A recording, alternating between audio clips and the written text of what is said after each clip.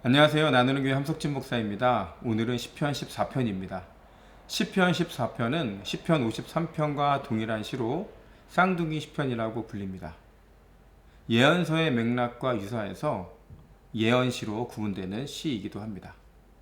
총 7절로 이루어져 있고 세 단락으로 구분 지을 수가 있습니다. 먼저 첫 번째 단락은 1절부터 4절의 내용인데요. 여기서는 어리석은 자들에 대한 고발의 내용이 등장합니다. 두 번째 단락인 5, 6절에서는 이 어리석은 자들에게 임할 심판을 노래하고 있고요. 마지막 7절에서는 이스라엘의 구원을 간구하는 그런 노래로 이 시가 끝나게 됩니다. 그럼 우리 먼저 첫 번째 단락인 1절부터 4절을 같이 읽어보겠습니다. 어리석은 자는 그의 마음에 이르기를 하나님이 없다 하는도다. 그들은 부패하고 그 행실이 가증하니 선을 행하는 자가 없도다. 여호와께서 하늘에서 인생을 굽어 살피사 지각이 있어 하나님을 찾는 자가 있는가 보려 하신즉 다 치우쳐 함께 더러운 자가 되고 선을 행하는 자가 없으니 하나도 없도다. 죄악을 행하는 자는 다 무지하냐? 그들이 떡 먹듯이 내 백성을 먹으면서 여호와를 부르지 아니하는도다. 네, 1절에 보면 어리석은 자라고 나오는 말이 있습니다. 여기서 말하는 어리석은 자는요, 하나님의 말씀을 일부러 따르지 않는 사람을 말합니다.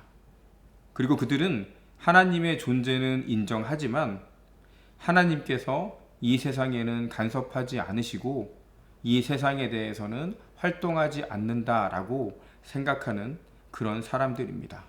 그들이 이렇게 생각하는 이유는 뭐냐면요. 그들이 바라보는 세상은 하나님의 간섭 없이도 잘 돌아가고 있다고 그렇게 생각하고 있기 때문입니다. 우리는 이들을 실제적 무신론자 혹은 실천적 무신론자라고 하는데요. 어려운 용어일 수도 있지만 알아두면 유익한 단어이기 때문에 이 단어를 한번 생각하고 계시면 앞으로 시편을 읽을 때 좀 도움이 될 것 같습니다. 이들은 입술로는 하나님을 인정하지만 마음과 몸으로는 하나님을 부정하는 삶을 삽니다.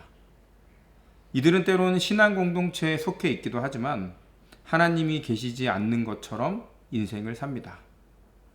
더구나 가증하고 부패한 일을 행하며 그들 중에는 누구도 선을 행하는 자가 없습니다. 시인은 2절에서 하나님께서 그분이 세우신 질서 안에 제대로 생활을 하는 사람들이 있는지를 굽어 살피신다라고 이야기하고 있는데요. 하나님이 이 세상을 살피시면서 하나님의 질서대로 잘 살아가는 사람이 있는지를 찾아본 결과, 바로 그 결과가 3절에 나옵니다. 3절에 보면요. 다 치우치고 선을 행하는 자가 하나도 없다 라는 표현이 나오는데요. 여기서 다라는 말은 이 세상에 있는 모든 사람을 말하는 것이 아니고요. 앞서 말씀드린 실천적 무신론자 혹은 실제적 무신론자, 그 사람들 모두가 결국에는 한 명도 선을 행하는 사람이 없다는 것을 이야기하고 있는 것입니다. 이어지는 4절로 넘어갈 텐데요. 4절에 있는 내용은 사실 정확히 의미를 파악하기가 어려운 그런 구절에 해당합니다. 다만 그들이 떡 먹듯이 내 백성을 먹으면서 라는 표현이 있는데요. 이 본문이 히브리어 원문에 보면요. 내 백성을 먹는 자들이 여호와의 떡을 먹으면서 산다 라고 표현되어 있는 것을 좀 참고하시면 좋을 것 같습니다. 앞서 말씀드린 것처럼 죄악을 일삼는 사람들은요, 하나님의 백성을 함부로 대합니다. 그들은 하나님께서 주시는 떡, 그러니까 여호와의 떡을 달랑 취하기만 하고 그 떡을 주신 하나님을 찾지도 않고 또 그분께 감사하지도 않고 있다라고 4절의 내용을 이해하면 조금 이 시를 이해하는 데 도움이 되지 않을까 싶습니다. 그럼 이어서 5절과 6절을 읽어볼까요? 그러나 거기서 그들은 두려워하고 두려워하였으니 하나님이 의인의 세대에 계심이로다. 너희가 가난한 자의 계획을 부끄럽게 하나 오직 여호와는 그의 피난처가 되시도다. 네, 하나님은 가난한 자가 위협받고 억압받는 장소에 반드시 개입하시고 계신다는 것을 시인이 얘기하고 있는 거죠. 그래서 5절과 같이 거기서라는 표현이 쓰여진 겁니다.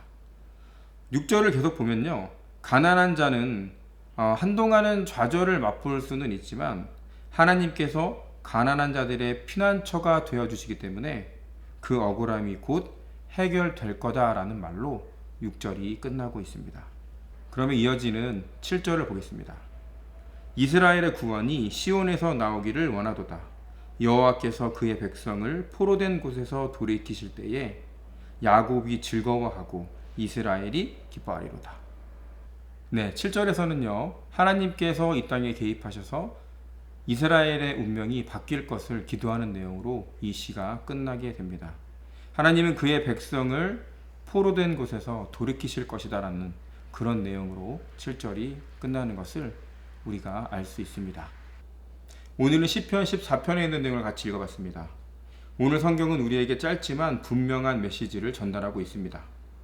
하나님은 경건한 가난한 자들, 가난한 의인들의 피난처가 되어주신다라는 내용이죠.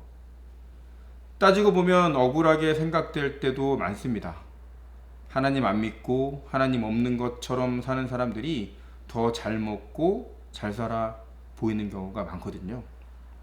그런데 우리가 그런 사람들의 삶에 좌지우지 돼서 실망하고 낭망하기 전에 꼭 짚고 넘어가야 할 것이 하나 있습니다. 그들을 보고 판단하기 전에 그래서 우리가 정말로 하나님께 경건했냐는 겁니다. 하나님께 신실하고 진실한 삶을 살았냐는 겁니다. 성경이 말하는 대로 정직하게 살면서 어려운 이웃에게 눈 한번 질끔 감아버려 넘기지 않고 정말 그들을 위해 손 내밀고 살았냐라는 겁니다. 여러분, 우리가 이 시를 읽어보면서 이런 생각으로 바뀌었으면 좋겠습니다. 그래, 이것저것 따지지 말고 이러쿵저러쿵 판단해서 실망하고 하나님 원망하고 살지 말고, 그래, 그래서 오늘 하루를 신실하게 살자, 경건하게 보내자, 정직하게 살자, 어려운 이웃에게 따뜻한 말 한마디라도 해주자 라는 그런 결심입니다. 물론 힘든 일입니다. 실천하기에 불가능한 일이 더 많습니다. 하지만 그렇게 하루하루가 모이고 그래서 일주일이 되고 그런 삶이 한 달이 되고 1년이 되고 2년이 되고 그런 사람들이 모여서 우리의 남은 평생이 하나님의 피난처 아래 놓이는 그런 결과들이 생기지 않겠습니까? 여러분, 오늘 하루 살아가실 때 우리가 기도할 것은 오늘 하루가 그런 삶의 일부가 되기를 바라는 기도, 그런 기도를 하는 하루가 되었으면 좋겠습니다. 큰 것 중요하고 장기적인 것, 그런 목표들 너무 중요하지만 내가 정말 오늘 하루를 신실하고 진실하게 살았는가, 그렇게 살려고 노력했는가 라는 것을 우리가 정말 생각하면서 결심하면서 살아갈 때에 우리의 남은 삶들이 하나님을 바라보는 귀한 삶이 될 줄로 믿습니다. 오늘 하루 그렇게 결심하고 기도하는 복된 하루가 되시기를 바라며 마치겠습니다.